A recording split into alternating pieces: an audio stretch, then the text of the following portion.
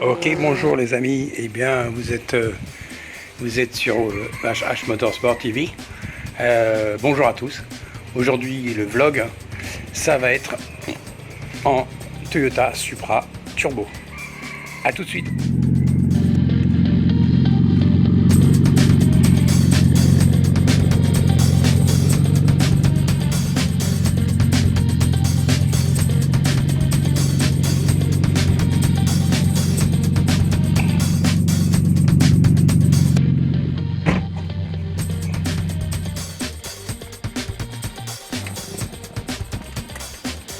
Voilà les amis, donc aujourd'hui quand je vous disais le vlog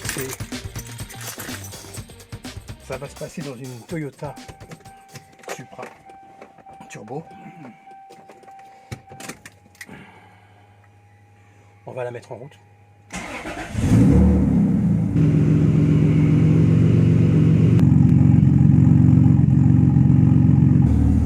Donc cette Supra, on va mettre la clim parce que comme vous le savez, on est en Thaïlande. Aujourd'hui c'est le 2 mai. Et c'est là une période très chaude, comme je vous avais déjà dit dans le dernier vlog. Mai-juin, c'est la période très très chaude ici. 30 degrés la nuit et 34-37 pendant la journée. Donc là, la clim, c'est indispensable, hein, pas question de rouler. Les cabriolets sont en hivernage, parce que ici, les cabriolets, on les met en hivernage l'été en fait. L'été, on peut pas s'en servir. Même la nuit, il fait trop chaud. Donc les cabriolets, on a 3 cabriolets ici au garage.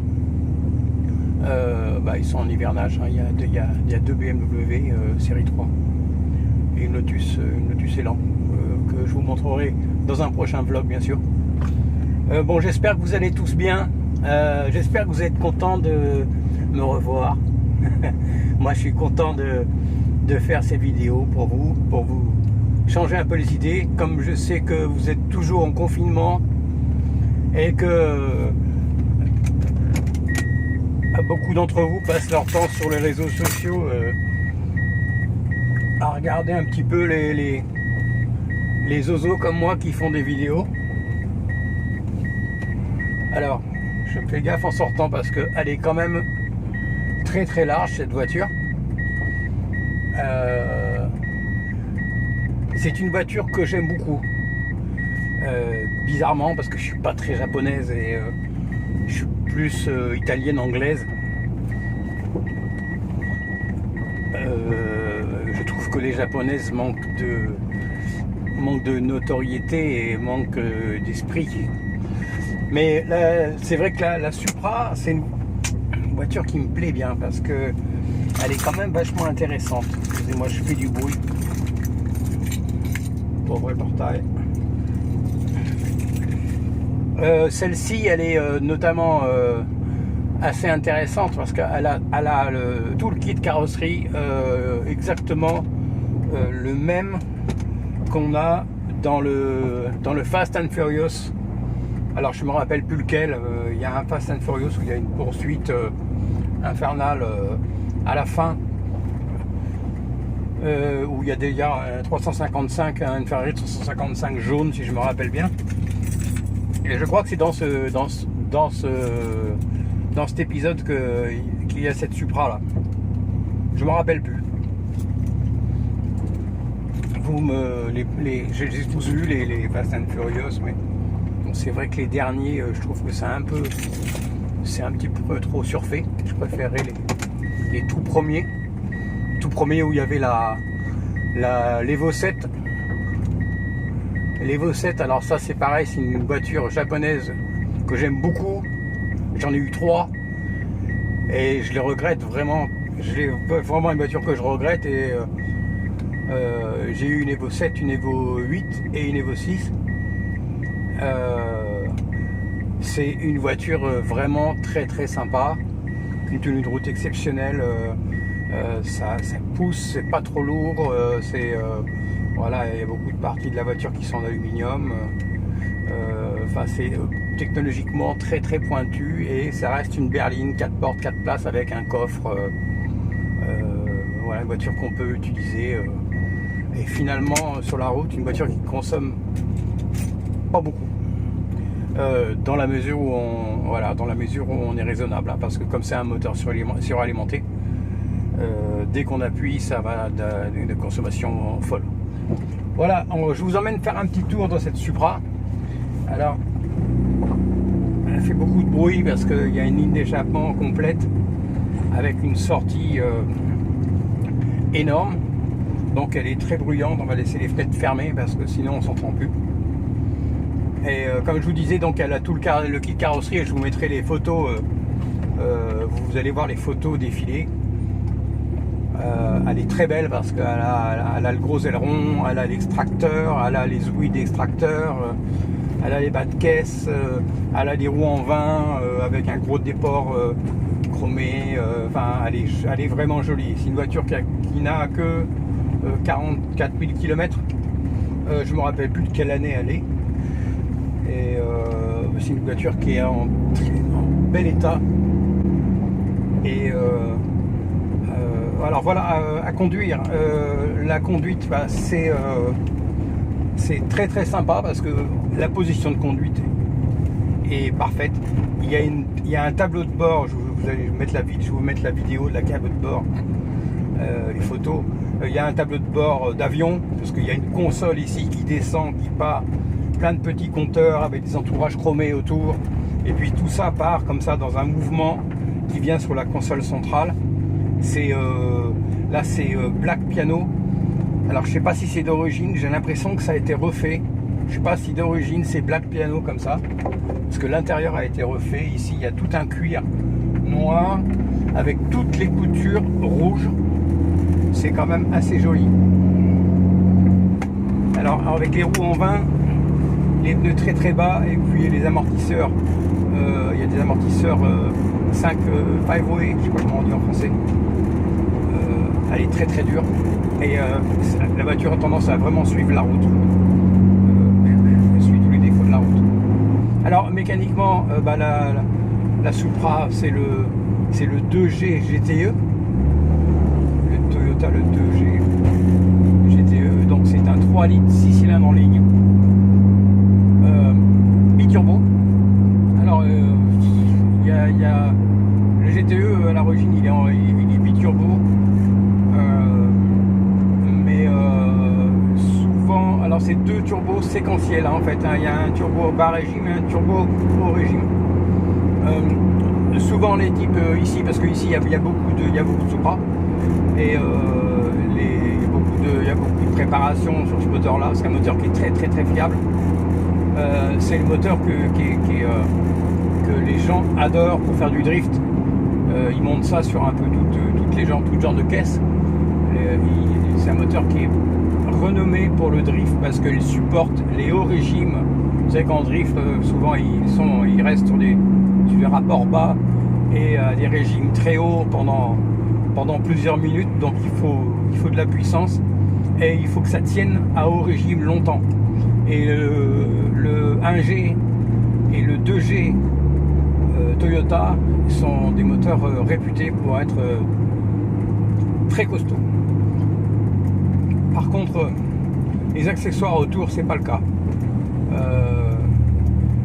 Dynamo, pompe à eau, la distribution qui est quand même assez à surveiller de très près.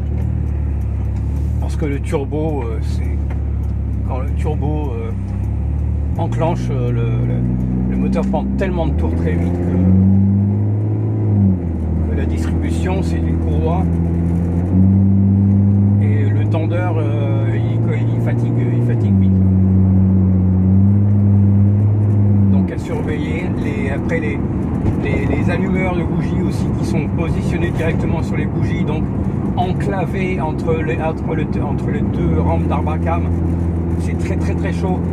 Donc c'est assez fragile, ça lâche quand même assez facilement, mais ça c'est un problème qu'on a sur pas mal de voitures japonaises, notamment la Honda NSX qui est une catastrophe à ce niveau-là, puisque les les puits de bougie sont très profonds, le moteur est central, c'est très difficile d'accès et ça atteint des chaleurs épouvantables. Le puits de bougie, l'allumeur est dans le puits de bougie. C'est un truc qui tient pas, ça lâche souvent. Voilà, on fait chauffer un peu la voiture, après on va faire une petite accélération pour s'il n'y a pas trop de monde sur la route non plus, parce que je reste prudent sur les routes ouvertes, on n'est pas en péril. Les gens qui circulent, voilà, il y a un peu de monde, vous n'avez pas de chance. Voilà, donc ouais, je disais, ouais, la position de conduite est super, le tableau de bord est super, la voiture a un comportement finalement assez sain pour une voiture qui a un moteur à l'avant, un moteur en porte-à-faux avant qui est assez lourd. Finalement, ça se ressent pas, elle est assez bien équilibrée, on la sent pas louvoyer ou quoi. Voilà.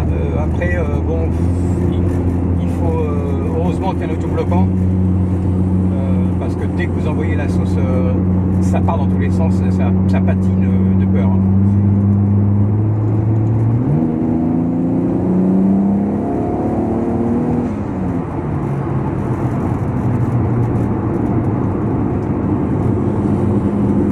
Ah ouais, c'est méchant. Alors bon, c'est le turbo, donc forcément il y a un temps de réponse du turbo. Hein. On n'a pas la violence qu'on a sur un Atmo, qu'on aurait sur une Modena par exemple, 4 atmosphérique. Il y a un 4 litres V8 atmosphérique, il n'y a pas de turbo, donc il y a de la puissance partout. Là, le 6 cylindres turbo, bon, il faut attendre que le turbo se déclenche, parce qu'à la base, c'est qu'un 6 cylindres 3 litres.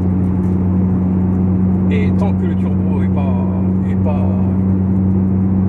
en marche, c'est pas super violent. Après, ça devient très violent. Alors, je sais pas si on va pouvoir prendre la route, parce que là, il y avait des travaux avant-hier et la route, c'était carrément de la boue partout. Donc, s'il y a de la boue partout, je vais être obligé de faire un détour. Ah ouais, bah là, c'est pire que de la boue, parce que je sais pas si vous le voyez à travers la vitre. Vous voyez la route, là vous voyez derrière moi, la route elle est barrée parce que justement ils l'ont refaite. Donc c'est pas la peine, on passe pas par là.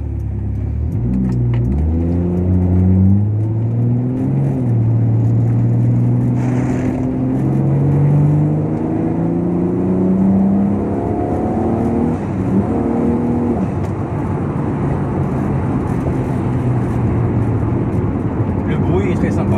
Le bruit de cette voiture, très sympa. Après, le freinage, je dirais sur 10, 6. Une note sur 10, je dirais 6. C'est pas génial. C'est pas trop génial. Maintenant, j'ai pas encore vérifié comment sont les plaquettes de frein, etc. sur cette voiture. Je pense qu'il faut mettre des 600 degrés sur une voiture. Après, voilà, si on met des plaquettes standard 400 degrés, il n'y a pas assez ça porte pas assez, quoi. On a quand même pratiquement 400 chevaux.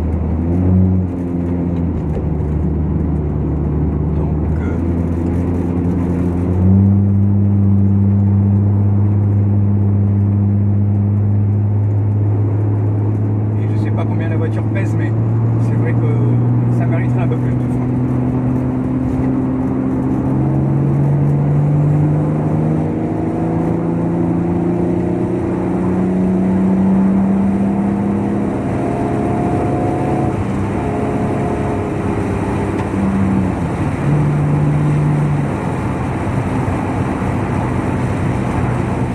Alors ce qui est rigolo, c'est que sur les voitures japonaises, il y a beaucoup d'entre vous qui le savent déjà, mais il y en a qui ne le savent pas.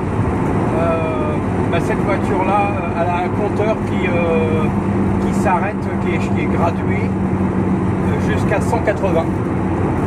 Et la voiture, il y a un rupteur, on ne peut pas rouler à plus de 180, même si on a 300, 400, 500 chevaux au Japon. La norme au Japon n'autorise pas les voitures à dépasser le 180 km/h. Et là notamment on a un compteur, je vous montrerai, je mettrai la photo. On a un compteur gradué à 180, donc c'est assez rigolo pour une voiture de cette puissance d'avoir un compteur gradué à 180, parce qu'on voit souvent nos voitures européennes diesel de base avec des compteurs gradués à plus de 200. Voilà, là c'est 180 et notamment sur les évolutions, les Mitsubishi Evolution, c'est la même chose. Je crois même que les Subaru prennent ça aussi, on a un compteur gradué à 180 comme ça. Là je fais gaffe parce qu'il y a un radar maintenant ici. Alors le radar en Thaïlande, avec cette vitesse en Thaïlande, c'est 12 euros. Donc voilà, c'est pas un gros souci. C'est 12 euros, 180 sur une départementale, c'est 12 euros, il n'y a pas de points. Et il vous envoie la facture à la maison, vous allez payer au bureau de police. Voilà, il n'y a pas de sanction comme chez nous. Ça en fait rêver plus d'un, je pense. Quelle que soit la vitesse, 10 km/h au-dessus, 50 km/h au-dessus, 100 km/h au-dessus, c'est 500 bahts, donc ça doit faire 12 ou 13 euros. Quelque chose comme ça, on va faire demi-tour. Donc là on fait un grand détour parce qu'on a pris la voie express. C'est la route qui va de Phuket jusqu'à Bangkok.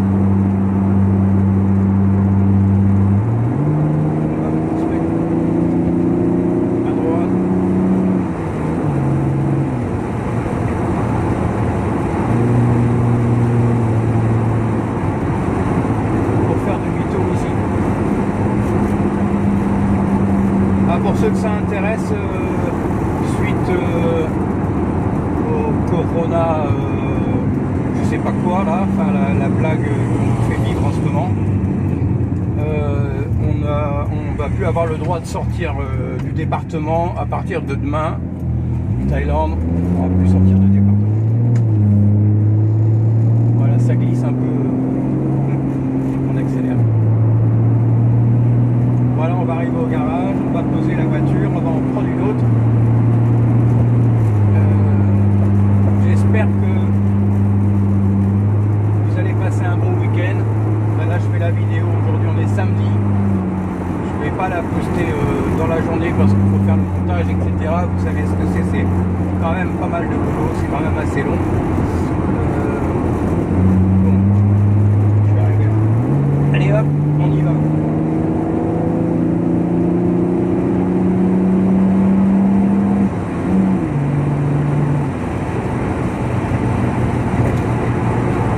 C'est vraiment une voiture super en fin de la route. En fait. C'est une grosse GT, donc c'est pas forcément une voiture super agile sur des petits quarts parcours. Mais sur la route comme ça, c'est sympa, il y a la bonne puissance, c'est confortable. Non, c'est une voiture qui me plaît. Une voiture que j'aime bien, elle a une bonne gueule, surtout de l'arrière, j'aime beaucoup l'arrière, j'aime moins le devant. J'aime beaucoup l'arrière. Et ce qui est super sympa, c'est la position de conduite. Pour détail, il y a 2 petites places à l'arrière, mais c'est un petit peu comme sur une Porsche 911, c'est vraiment des toutes petites places. C'est vraiment fait plutôt pour un célibataire ou un couple, plutôt que les enfants. C'est pas top pour les enfants derrière. Voilà, on est arrivé. On va rentrer doucement parce qu'il y a des voisins quand même là ici. La voiture est très bruyante. Je vous souhaite une bonne journée, sortez vite de ce confinement, j'espère, parce que là ça devient catastrophique.